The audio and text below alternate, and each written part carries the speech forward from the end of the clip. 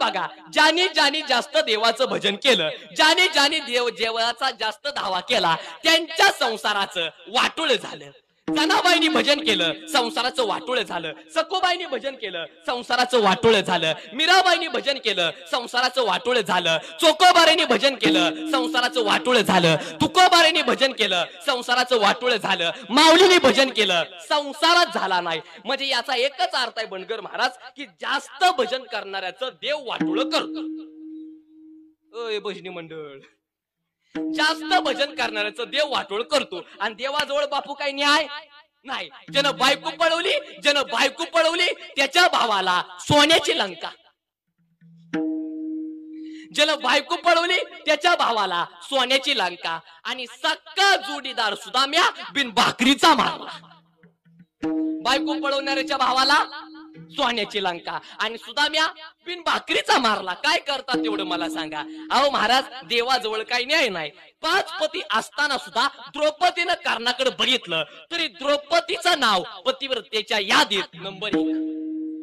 आणि लक्ष्मणाची बायको उर्मिला 14 वर्ष आपल्या पतीसाठी हातामध्ये दुधाचा ग्लास घेऊन उभी राहिली. यादीत कुठं नाव नाही. आपण एक भाकरी खाल्ली तर लोक म्हणतात अरे त्याला खाण्याचं भान नाही. आणि 7 खंडे अन्न हाणून सुद्धा दुर्वास उपाशी. आपण एक बायको केली तर लोक म्हणतात तो संन्यासी नाही. आणि पट्ट्याला 16,108 बायका गडी ब्रह्मचारी. देवाजवळ काही न्याय नाही. जो दुसऱ्याच्या घराला छत बांधतो त्याच्याच घराला छत नाही.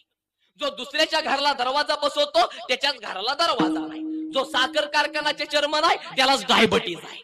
काय जणांना 500 एकर जमीन आहे, पोरगच नाही. आणि काय जणांना 1 गुंठा जमीन नाही, 11 पोर. देवाजवळ काही न्याय नाही. म्हणजे याचा एकच अर्थ आहे की जास्त भजन करणाऱ्याचं देव वाटोळ. मग आता काय काय लोक म्हणतील महाराज आमच्या बुद्धीला ताण आला. मग जास्त भजन केल्यानं देव जर संसाराचं वाटोळ करत असेल तर भजन करायचंय कशासाठी?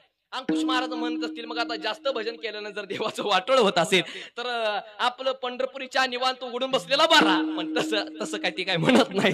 पण आता ऐका, ज्याने ज्याने देवाचं भजन केलं त्यांच्या संसाराचं वाटोळ झालं मान्य आहे. त्यांच्या जीवनामध्ये अडचणी आल्या मान्य आहे. त्यांच्या जीवनामध्ये दुःख आलं मान्य आहे. त्यांच्या जीवनामध्ये संकट आली मान्य आहे. त्यांना त्रास झाला मान्य आहे. त्यांना समाजाने त्रास दिला मान्य आहे. पण त्यांना जगाचा बाप भेटला. त्यांना जगाचा बाप भेटला. अहो बनगर महाराज, सकुबाईंनी भजन केलं, वाटोळ हो द्या संसाराचं, पण देव भेटला. जनाबाईंनी भजन केलं, वाटोळ झालं संसाराचं, देव भेटला. गाता पाण्यात टाकू द्या, पण तुकोबराय जगत गुरु ठरले. लोकांनी माऊलींच्या आई वडिलांचा बळी घेतला, पण ज्ञानेश्वर महाराज ज्ञानियांचे राजे ठरले. संतांचा नियम